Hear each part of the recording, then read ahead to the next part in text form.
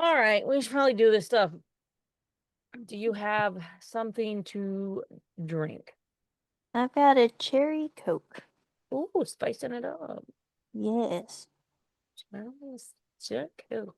All right, we are gonna do boundaries with family for holidays since we're hitting that season. Mm-hmm. Okay. All right, so ready? Yep. All right, and here we go.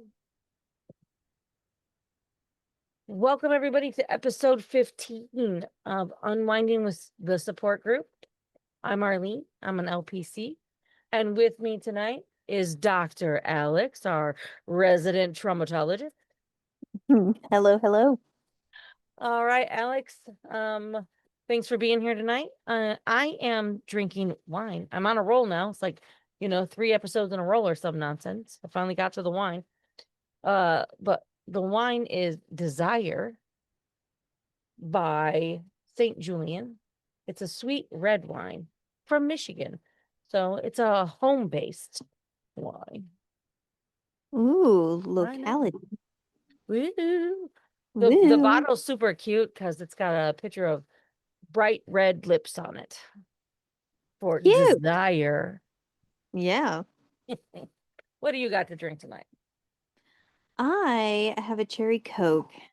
Not my usual filtered 75% of what your body needs water. We're switching it up a little bit. Spicing it up. Yep, spicing up. I want something bubbly. Perfect. All right. Well, today's episode um, is setting boundaries specifically with family members and loved ones around holiday functions or special events. Feel like it's timely as we're hitting into holiday season here. Um, you know, Thanksgiving, Christmas. But again, this can be useful for birthdays, anniversaries, 4th of July, Memorial Day, Easter. Pick a holiday. What we're talking about can be useful. But I know for us here in the US, Thanksgiving and Christmas tend to be big, mandatory, I say in quotes, family holidays, where you sometimes get some pressure to show up. And if your family isn't all cupcakes, rainbows, and unicorns, that might be problems. So we figured today would be a great time to talk about what different boundaries would look like, how you set them, and what you can do about them. And on that happy rambly note, because I feel like I rambled, Alex, where would you like to start? Um, well, what I love to, help folks understand is just because they're family doesn't mean they can treat you badly. And that can be a multitude of different things, putting too much pressure on you, being critical, you showing up but it not being enough, or even, what they talk about at family dinner. Um, you know, it's your business. If you say something to a family member, in confidence, it doesn't need to be spread to everyone. So it can look as simple as them talking about you too much to the verbal, mental, emotional abuse and All right. everywhere in between. I feel like you said some super important things here. I rambled as well, I felt. It's a it, rambly kind of episode. it's gonna Strap be one of in, those. bitches. Sometimes we start and we don't know where we're going with it, but eventually we'll find an end. Oh, fuck. All right. I want to start with 2 points. I think it's important to reiterate that just because it's family, just because they're blood, doesn't mean they get to treat you like shit. Mhm. That's important. Some of my favorite phrases are, but that's your mom, but that's your dad, but that's your blah, blah, blah. Don't care. Literally, Hmm. no fucks are given over here about who they are. That doesn't give them the right to treat you like crap. The second piece, I think, is where I'd like to start was where you said when you share something in confidence and not wanting it spread to the rest of the family, Hmm. setting boundaries there. Because I feel like that might be a thing lots of people run into. Oh yeah. Um, if this is a family dynamic of yours, I would say raise your hand, but I can't see you. So pretend I asked that question. Um, the truth is, if this is the thing like yours, it's probably annoying as fuck. Because it's annoying as fuck for me. Because my Hmm. family does it. It's like all you want is support, but you don't know where to go because you know that it's going to get everywhere. So you're just like, I'll just keep my mouth shut and figure it out myself instead of have my family, entire family know when I just want one person to talk to. Yeah, because you learn a long time ago that when you tell one person, somehow everybody finds out. And that wasn't meant for everybody. Mm-mm. It wasn't meant for everybody. And I get it. People want to be kept up on how other people are doing. I completely grasp that. But somehow I don't feel like it requires intimate details of one person's life. And I No. don't feel like that should necessarily be like, and I don't want you to tell the entire family. Sometimes you might need to say that though. If you've met your family and you're like, if I don't say it, they're going to fucking tell everybody. Or even if I do, they probably will anyways. So pick and choose. Um, and also recognize that if that is your family dynamic, you're probably not shifting that. So understand that truth. And that means you're probably not going to share really sensitive shit unless you want it to go everywhere and you were just like, I want to tell one person and then everybody else will know through the family tree and I only have to share it once. But if you don't want it to be known, then understand that. And while that sucks, understand that's how your family functions. At And in family functions. correct, or they function like that on a normal basis. Like it's so stupid. Listen, this one Hmm. isn't important because I have trauma about this. Like, Yeah. like, and I say that in like a little t trauma, not a big thing. Like,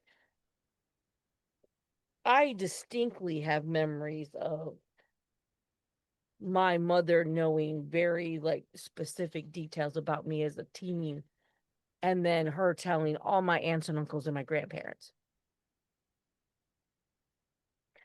What teenage girl wants their entire family to know all their fucking shit? Mm. You're just trying to make it through your teenage high school years. You don't need that kind of pressure on you, too. Dude, the worst one was I I started my period really young. I was like Mhm. 10 and I Oh, you happened to poor be at my thing. grandmother's house. And you would think she would keep that to herself because, that feels like a thing some little girl wouldn't want people to be knowing. But no, she told everybody who was there, which is all my uncles and my grandma Mm. and all the people. So cool. So when I tell you how I know how, like, we're just gonna share the information, we share the information. Hmm.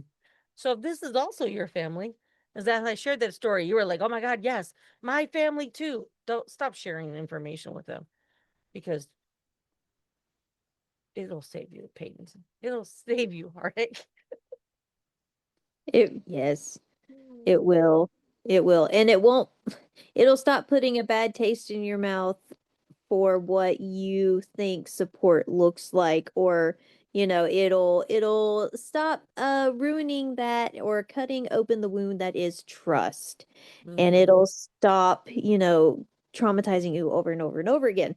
So if you keep doing the same thing over and over again expecting different results, well, we all know that's like the definition of insanity. So if it's not working for you, change it up. And just because they're blood doesn't mean anything, because blood might be thicker than water, but it's a lot harder to clean up. So sometimes we need to go with our water, which is our friendships, our family that we chose, you know? And that's where you get to redeem your trust, build up support, and get the emotional wellness that you've been looking for. But yeah, we don't want you to keep opening up that wound. For sure, and especially around holidays, which can be hard anyways, right? Hmm. Especially like if you're finding that these times in your family is already difficult to be around, or you have dynamics that make them uncomfortable. Really getting into a place of like, okay, then this is in one area that I can control. And so I will set a boundary of like, I might just share some superficial things where people feel like I'm sharing, but I'm not really sharing. I might tell you about blah, blah, blah happening at my job, but I don't really care about that. And it feels like I've shared. Right. And so you don't care if that information gets around, but you might not be sharing about like how your mental health is going because you don't want everybody to know that. Hmm. Because maybe not everybody in your family is mental health friendly. Those kind of conversations. And so really understanding your family dynamics help with where that goes. To save yourself pain and suffering. And like Alex said, you know, we don't need to bleed any more than we already have. And it's looking at the tone that other people have set for the relationship too. So, I tell my folks all the time, don't listen to society expectations of these relationships when it comes to the term mother, father, grandparent, sibling. Don't look at the social expectations of what that relationship is. Look at the tone that has been set by the individual. Take the authoritative name out of it. What is left? What does that look like? And that helps them deem what boundaries, and it helps them see it more clearly what the relationship is. Because just because that's your mom doesn't mean that's your mother. Or just because that's your mother doesn't mean that's your mom. It can go either way, either authoritative figure or a friendship. What's the tone? To piggyback that, I've also done similar things of like, if this person was just like Julie that you met on the street, like, how would you interact with them? Hmm. Based on how they've treated you, how would you reciprocate? Yeah. Right. And that tends to make it defining some boundaries a bit easier. If you take the idea of like this role, because that's what mother, father type thing is, a role. If you take the role out of it, if you met this person on the street, would you want to be friends with them? And what kind of like how they've treated you, where would you want to reciprocate that? I think it's super important to talk about like those societal things. Not everybody has the societal norm parent. And to say that we should, my favorite word, should, have these people in our lives just because they're a role, that's just not fair. Um, One of my favorite memes I have seen around this was, "Oh, that's your mom, but that's your mom." Well, she didn't care that I was her daughter when she did this stuff. Hmm. And really resonating, like, why does it matter to me if it didn't matter to them? Again, what you're saying about setting the tone. Yeah. Um, the other, I think there's another part you said in there, um, about showing up at gatherings, Mhm. that I also think is important to talk about. We live we live in a weird time, in this weird space of like,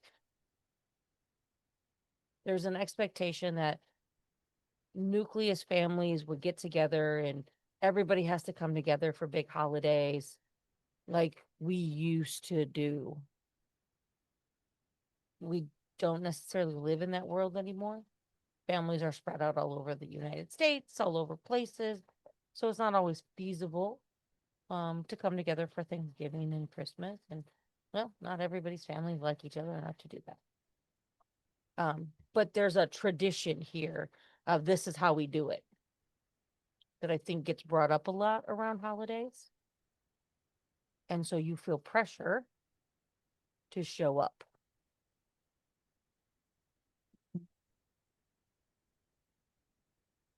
And I think you hit on that about the pressure that someone might try to put on you to show up to these things. Because one of my favorite things, I'm your mother, I raised you, or I'm your father, I raised you.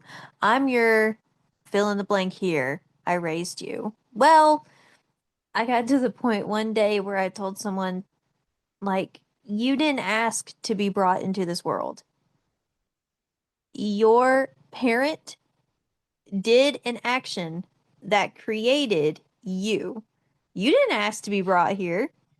You don't owe them anything. They literally they they threw you into this world without your consent and said, "Go forth and conquer." But hey, guess what? At 18, you get nothing. Even sooner than that sometimes.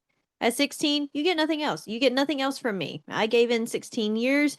Here you go. Go forth and conquer. You're on your own. So, you didn't ask to be here. Yes, your parents can bend over backwards for you. Yes, they are raising you and providing you your basic needs, absolutely. But do you really owe them for an action that they decided to take that brought you here without your consent? I love that you keep saying that. That's so much fun for me. I mean, it's just such a hard truth if you're looking at it, you know? Because a parent isn't gonna guilt trip you to seeing them. You're gonna want to see your parent that has done so much for you. Why try to guilt your child in coming to a family gathering when they should want to be there? Well, you said my favorite word of should, and they don't want to be there because you weren't the greatest. Mm-hmm. And that's why we're guilting, because it's the tactic we have. Um, or we're manipulating because it's the tactic we have. Because if we left it up to them, they would never come. So I gotta use my ways, I gotta make you feel bad about you. Well, you just don't ever come and see me. Well, how are you gonna feel when I die? Mm-hmm. Oh, oh. Or if your siblings like, that's your blah blah blah. What if they die and you didn't go and see them? Or a cousin or fill in the blank here, a family Huh? member. whenever you're trying to uphold boundaries and they're like, well, this could be the last holiday we have with them. You never know. Yeah, okay. Well, You're right. I could, I don't know. yeah, I don't know. And I'm still not coming. Have a great time. Hmm. I do find those kind of statements to be interesting. Depending on where they're coming from. Like when they're coming from the family themselves, that's clearly manipulative and guilt pushing and all of those things to like get their way. When it comes from an out the family, it's clearly someone who has great relationships with their family and they have a hard time seeing that other people don't have shit really like that other people might not, right? Yeah. Um Oh my gosh. Yeah. my favorite example of this is when my father died and I hadn't talked to him and I couldn't fucking tell you how long. And I was like, I'm probably not going to the funeral because I had mourned that relationship fucking years ago. And my boss was like, "Oh, but that was your dad. I'm sure you should go." And I was like, "Yeah, I'm probably not going." And she was like, "But that's your dad." And I was like, "I mean, that was my father for sure, but I haven't seen him in, I don't know, 10 years. I haven't talked to him and probably longer. I we're it's been a hot fucking minute. I've mourned that. What am I supposed to do there? I don't think anybody there wants to hear what I have to say. Oh man, I would So have liked to be in there and seen that. so the purpose of me going would be what? I've done all what I have to say. I cried harder when I had to put my dog down that week. Oh, yeah. Uh, but like, yeah, I didn't go. But it was clearly the idea of like, oh, her struggle with the idea that like my father was that shit that I just was like, yeah, I'm good. Peace. Hmm. I've already said my goodbyes because I've already mourned that shit. And it's just because she has good parents. Yeah. And whenever we're holding boundaries and stuff like that, and someone says something like that to you, whether it's good intention or, guilt trip, I always like to hit them back with, well, I'm really glad it's not your decision you have to make then. Yeah, for sure. Yeah. Yeah. Yeah. I always, in that case, I was like, yeah, I'm really not going. It's cool. But you're right. It's not your decision. At the same point, I'll figure it out when I go. Yeah. And just so we're clear, I did not go Well, good for you for holding your boundaries. because I had zero reason to go. Mm-hmm. Also, that a eulogy would have been fucking great. Oh, It would have someone, been yeah, the most cathartic shit. it And needed fuck to be that recorded. guy, and fuck that guy, and fuck that guy some more.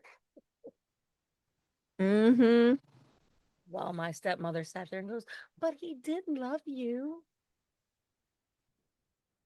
And me going, "Really? When did that happen? When did that occur? Because I surely missed that." Ugh. Like I wasn't a part of that love. What did love look Where like did for that him? happen? Yeah. Because that's Whose not what it looked delusion like are for we me. living in? Yeah. Can you define what he thought love was? Because we have different definitions. We show it differently. But yeah, no, that's would not. I don't feel like I would have been welcomed. But whatever. Uh, Oh, yeah. also don't care. Um, so I'm just saying, like those kind of things. I think is super important to recognize that that guilt or that pressure can come from people who think they're trying to help you because they're outside and the idea that shitty parents are a thing, is foreign to them, or from inside because, well, they are the shitty parents or family member or whatever. Or they were treated much differently by that individual that they're speaking about. Yes, that's my other favorite because they're the That favorite or they're the special one and somehow you were not or whatever that case is. it's like, oh, well, they've never done that to me. Well, that doesn't mean that they didn't do it to me. Oh, aren't we so special? I'm glad your experience was so much better. I'm so happy that you got the actual definition of fill in the blank here of the authoritative name, and I did not. Cool. Cool story, bro. Right. Yay. And so I think that's a good point of remembering that multiple people can grow up in the same family, in the same environment, and have completely different experiences. Mm-hmm. 100%. And that's probably one of the hardest things to witness, is like, someone who's supposed to be a caregiver to you, be a caregiver to someone else, and that someone else not understanding why you have said relationship with the caregiver.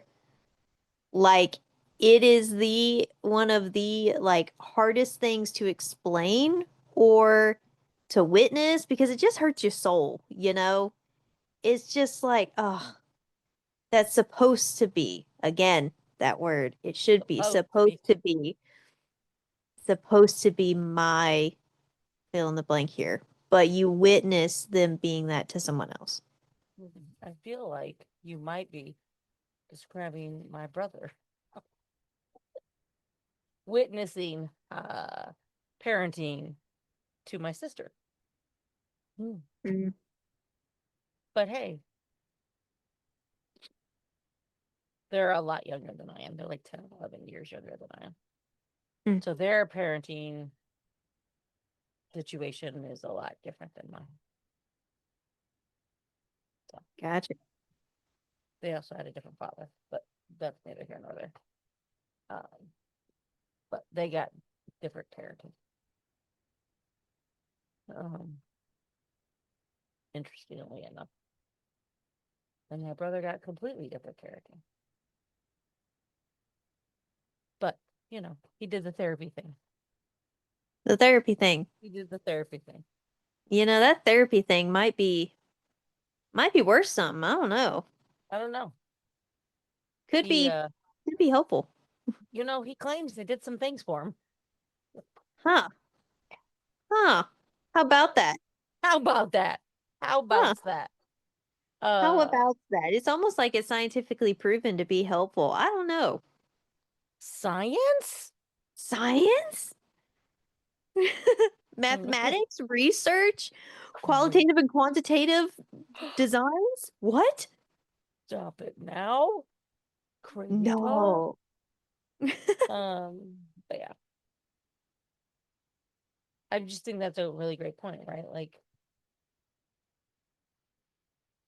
different people experience different things and you can witness two different people having different relationships with the same parent that are Mhm. nothing like yours. Um, and it always just feels super weird. Um, which is why the therapy is helpful.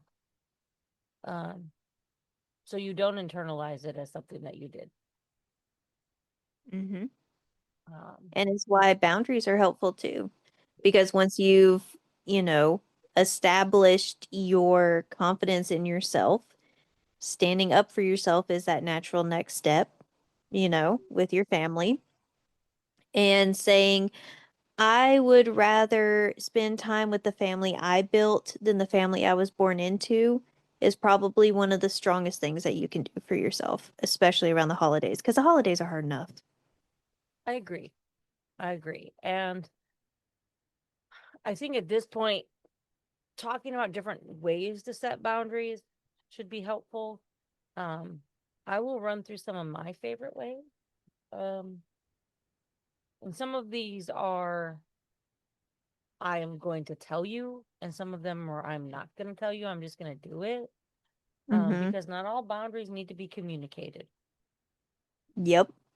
You Okay. don't have to explain yourself. Um, Sometimes you do communicate the boundary, but that just depends on the relationships, the situations, those kind of things. Um, if you are heading into holiday things and get togethers, and there is a reason you want to go, there is a cousin that's coming that you haven't seen in a while, there are other family members that you would like to see that make it worthwhile. It's more in the pros than in the cons column kind of thing. One really great way to set a boundary is set an exact like leave time. This is your family. By now, you know when shit gets stupid. Leave a half an hour before then. Have a set time. We cut the fucking turkey at 6 o'clock, and I know by 6:30, this shit is fucking dumb. I need to leave before we have dinner. Like, I just don't eat with them. I hang out and I socialize, and then I go because I have other things to do. And that you might tell them, like, hey, I can only stay for a couple hours because I have other plans. You don't need to tell them what the other plans are. But hey, I gotta go at 6. It's your family. You know how this rolls. You've been around it enough to know. That might be a boundary where you're communicating. You're not telling them you're leaving because you don't fucking want to be around it when it gets stupid. You're just saying, I'm leaving. Right. Along those same lines, if there are specific people, you can go early and leave early so you can spend time with specific people. Right. So, like, your grandparents are hosting, and those are the people you want to see. Go and spend time with them and then leave. You don't have to see all the people, right? There are ways around that. Um, Technology makes setting boundaries a little bit easier. There's this great thing about text messaging. I'm not sure you all know this, but you don't have to respond. I know I just said amazing thing, Whoa. crazy. You can respond when you want to, or not at all. That's a boundary. Just because someone text messages you and they demand a response doesn't mean you have to supply one. I Mhm. literally told someone this week, you're an adult. Just because your mother text messages you and then because you don't respond in 5 minutes calls you does not mean you have to fucking answer. Wait at least 20 minutes before you respond to her moving forward. That's a boundary,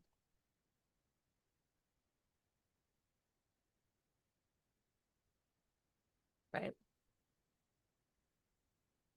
And that's not when you communicate. It's not like you're like, I'm not answering your calls anymore. You just don't, Mhm. right? So those are, and there's a lot of other ways that that can go around. Clearly, you could block numbers. You all know how to do that because you've all done it. Those creepy people you meet when you're out, some random number, the spam numbers, the 754 spam numbers, you've all blocked. You know how to block a number. Mhm. That's an option too. It doesn't mean you have to tell anybody. The same goes to social media. You can block people, right? We all know this. You can also pause like people's notifications if you just don't want to see somebody shit for a minute. Like all of these things are there. And there are ways to set a boundary without communicating.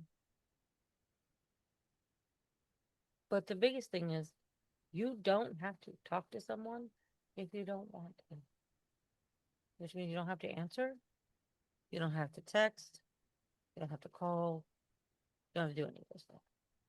And those are never boundaries you have to explain.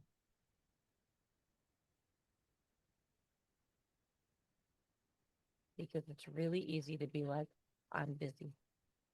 And you probably Mhm. are. Mhm. So it's not necessarily a lie.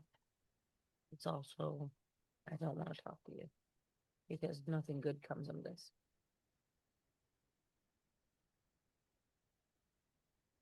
Those are easy boundaries. And those are some of the easiest ones to do before holidays or during holidays in preparation. Alex, what are your recommendations for setting boundaries?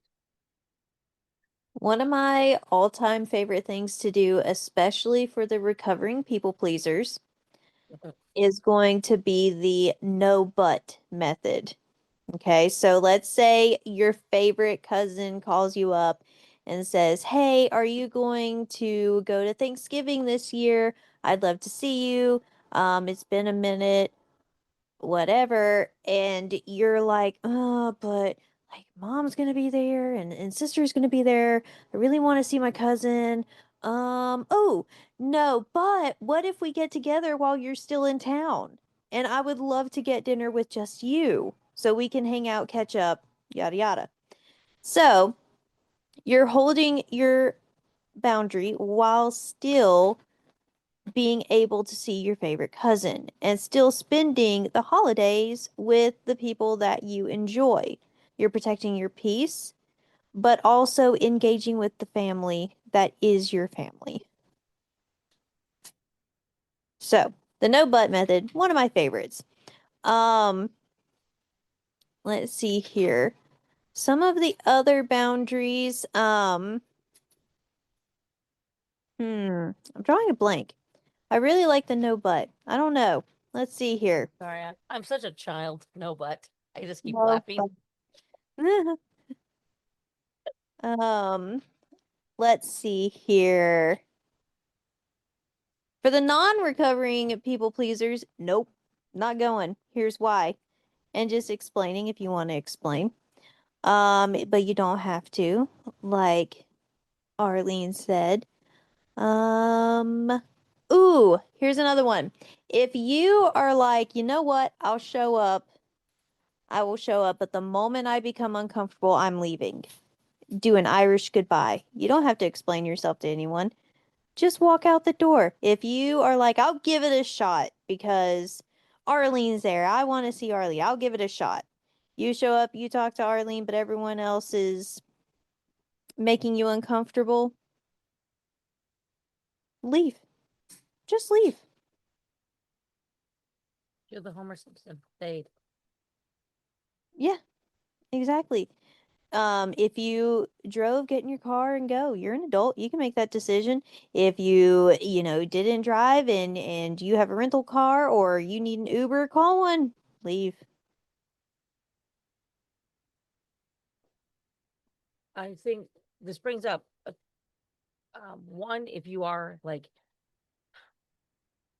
an alcoholic in recovery, Mm-hmm. and family gatherings also mean drinking. Um, Consider that, Mm-hmm. right? Or any other substance, right? Like consider understanding that. Um, I would definitely consider if you're going, have a support person with you, whether that means a friend or a family, like a spouse, boyfriend, girlfriend, best friend, someone. Um, but then the other thing I would suggest is you constantly have something to drink, water, pop. Yes, pop, because I'm from the Midwest. Um, tea, something that you're always having a beverage in your hand, because statistically, people are less likely to ask you if you want something to drink if you always have something to drink. So it is less likely some of your family will ask you if you want an alcoholic beverage if they see you always have a cup in your hand.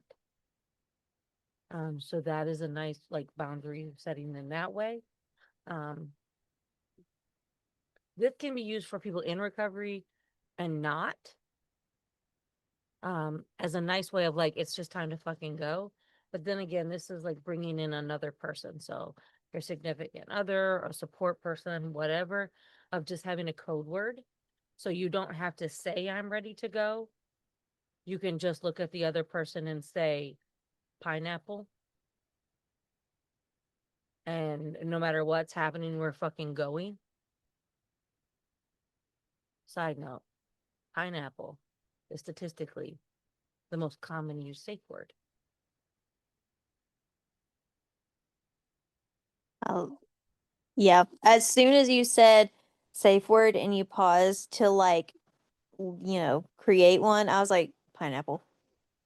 It's like it was the first thing that came to mind. I was like, she's gonna say pineapple. Pineapple. Pineapple. But because the first word that came to my head was eggplant. But Egg.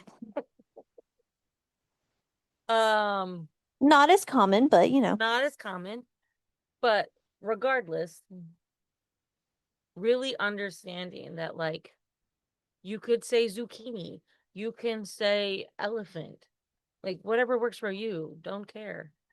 Um, probably but not turkey, no, at that's too Thanksgiving. common, or That might ham. get that might get confusing. Yes, like pass the turkey. We're leaving. Oh wait, no. Mhm. You want to like a word that's not going to necessarily be in the conversation. So, we need to go feed the zebra. Might, you know, it doesn't go. It doesn't fit. Unless, of course, you have a pet zebra. And then please let me know because I will come visit. Go ahead and hit like and subscribe if you have a pet zebra. Because I will come visit and so will Alex. We will be there. We will be there. And go ahead and like and subscribe if you don't have a zebra as a pet. Matter of fact, confused us. We won't even know now. Yeah, we won't even know. And if you have a zebra, feel free to like reach out because we'll pet sit. 100%. I already pet sit my friend's dog. What's a zebra? What's a zebra? I mean, like it's just like a horse, right? I'm down.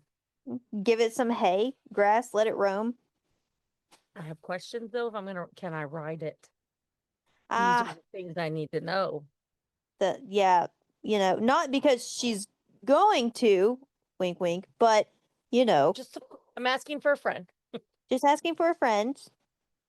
That friend would be me. Just, Can I ride your zebra? just asking for a friend. Uh, uh, we've rambled again. We rambled again, but you know what? That's okay. We're gonna bring it back. Uh, So, yeah, Zebras have good boundaries. zebras do. There is a book called Why Zebras Don't Get Ulcers, and I regularly use it in my practice, and it's all about simplified thinking, and it's great. See, zebras have boundaries. Yep, they sure Um, do. they sure do. Actually, ironically, all animals have boundaries. Mm-hmm. Mm-hmm. Humans, Especially cats. Yeah. humans are the only mammals that don't have boundaries ingrained. Just ask my cats. Hmm. My, since my cats will teach you all about consent.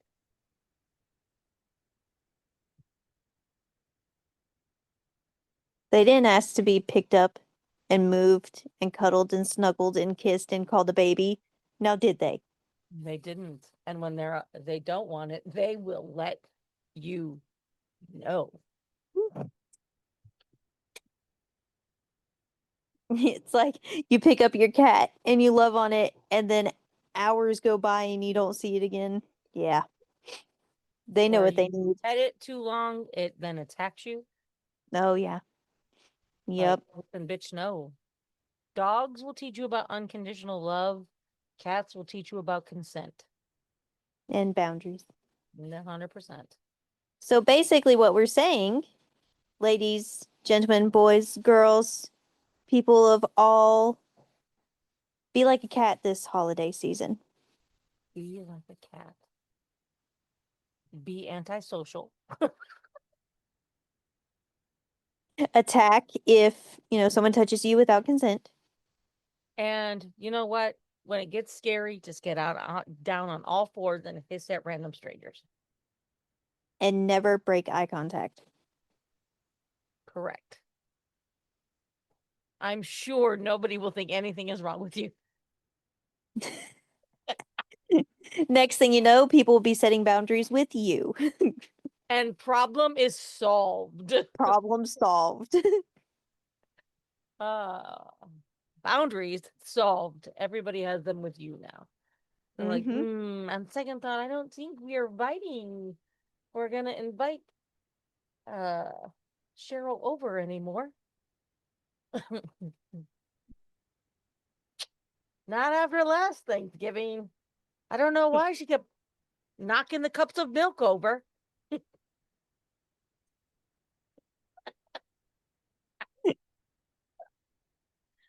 But I've had enough. Oh, Lord. I love it. Love it. We've really digressed really hard We in this one. we really digress. It's the time change. Just I hate daylight saving time with all my fucking heart and soul.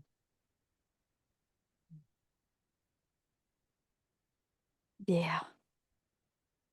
It's 10 Yeah. o'clock. It feels like fucking midnight. And in all technicality, we're in between those two times. I'm not even a fan. So Because now literally everybody last knows that week. we Yeah. record this in the middle of the night now. Yep. In the Hey, middle of the night when it's dark and it's beyond darkness. after an entire clinical day That might explain some things about us. mixed with some wine. That might explain some things. It might explain it. I don't know. You know what? We're just going to vibe with it because it's entertaining as crap. And we need this too. We need to have Why we unwind. fun. Yeah, we need to unwind. But on a real note, um, boundaries with your family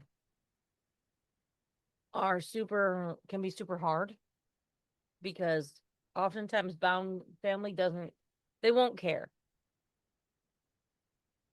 Especially if your family is borderline toxic, too toxic, they're not going to care about your boundaries. They're going to want what they want and what they're used to getting. So understand that they're going to push. It is your responsibility to hold fast and to stay firm. And your boundaries can be soft to rigid and concrete, with like reinforced with rebarb. It just depends on the relationship and the circumstances and the situations. Like at the end of the day, it really just depends on what you need in those moments. And really, it comes down to that. Like Alex said, now it feels like 100 hours ago about your chosen family. I often say when you find your people, when you find your tribe, you know, and those people sometimes are much more welcoming because they're your people, so they just accept you, and you want to spend more time with them anyways.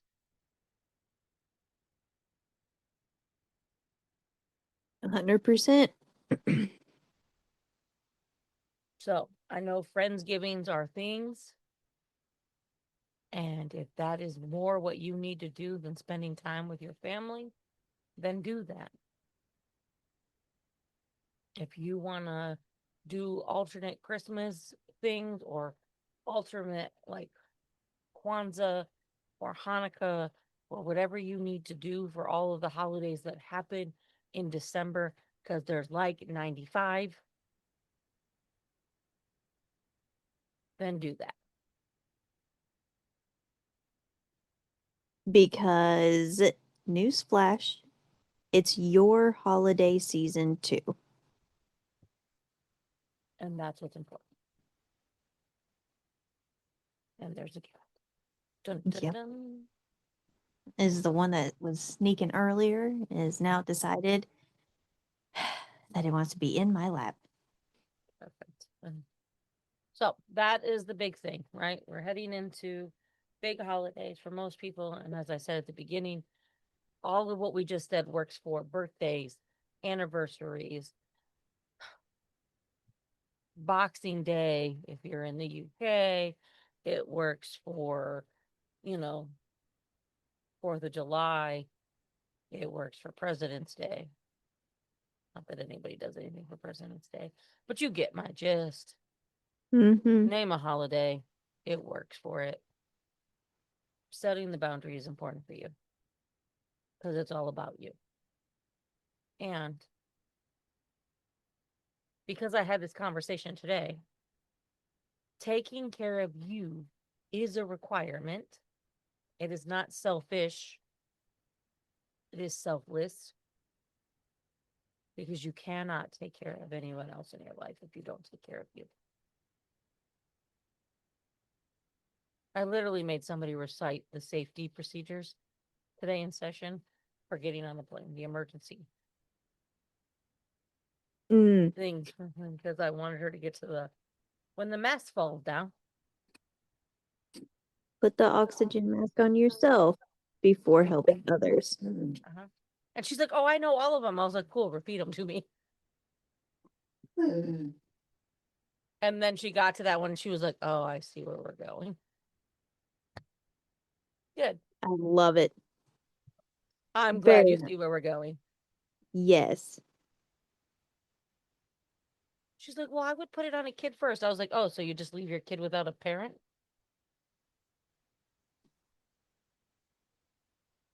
And she went, "Okay, well, thanks, Arlene."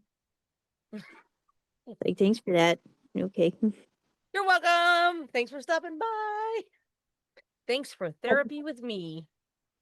Have a great rest of your day. Be thinking about that for the rest of it. And that is why boundaries and self care are important because boundaries are self care. Hmm. And I think that's an important thing because we don't generally think of them as self care, but they are. So, any last minute tidbits to throw in there, Alex? I think I rambled, made my point, and then rambled some more. So I think I'm good. There's lots of rambling in this episode.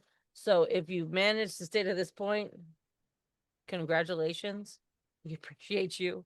It's a lot of rambling with some animals and some zebras and elephants. I don't know what happened in this episode.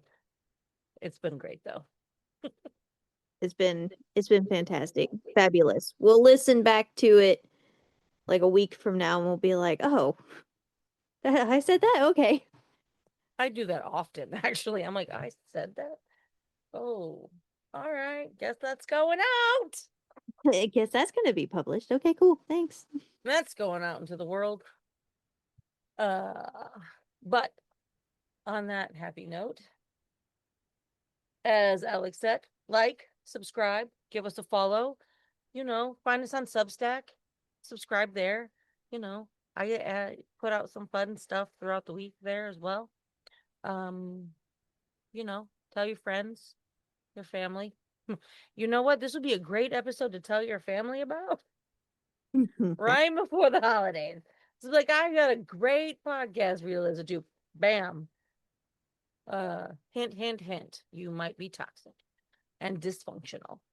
But you also might be like, I love you, family. This is a great podcast. So now they never know.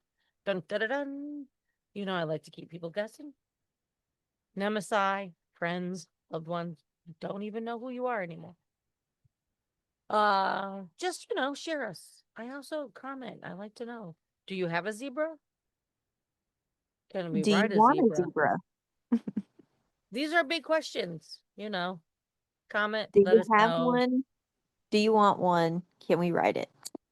Big questions in this episode. Big, big questions. So, on that happy note, Alex, I appreciate you hanging out. I love it. Fun as always. All right. And everybody else, thanks for hanging out and listening, and we appreciate you.